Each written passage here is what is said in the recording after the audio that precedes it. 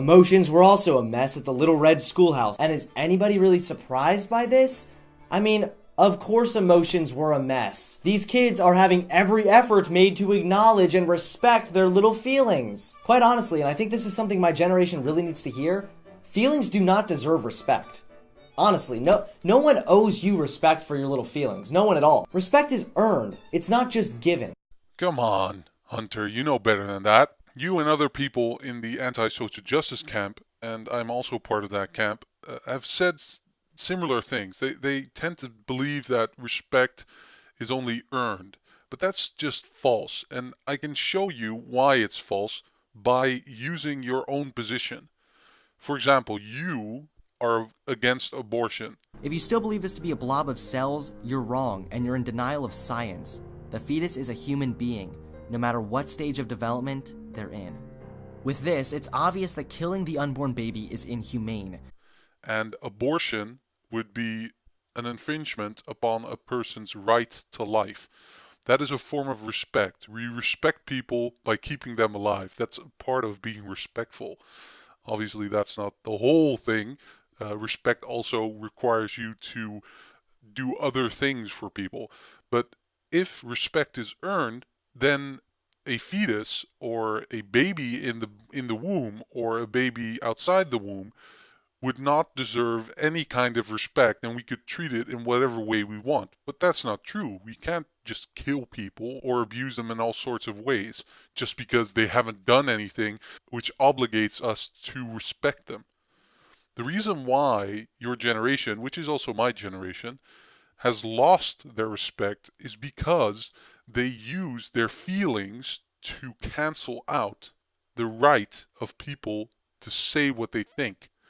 That's why we think that these people do not deserve our respect. But still, they do deserve some respect. I hope you agree with that. We, for example, shouldn't abort them. We shouldn't kill them just because they have done these things. We should treat them differently, just like we treat prisoners differently. But we don't remove from prisoners all their human rights, which are a form of respect from us towards them. So since these people are insufferable children, we should treat them as children, which is still a form of respect. People respect their children, but they don't respect them in the same way as they do when their children are adults. But once they reach a certain age, they get that respect. It is not as if their age or experience confers upon them a certain amount of respect that they have earned. That's not the case. It is in virtue of the fact that they are adults that they deserve a kind of respect. For example, you can see it in the army. An officer deserves respect even if this officer has not been a private. For example, I think it was in England, and you were of the aristocracy, you would immediately become an officer in the army. And that would confer upon them a certain respect that they didn't earn by, I don't know, going through all the ranks from private up to officer. No, they deserve that respect in virtue of the fact that they are an officer.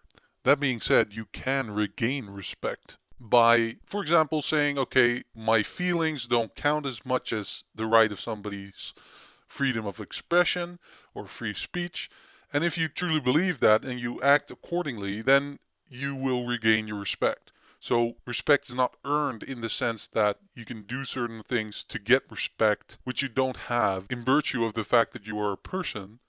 No, you can only regain the respect that you initially had in virtue of the fact that you are a person. So that's an important difference. So yeah, that's just my opinion, but I've heard other people say this and I thought, I should point this out.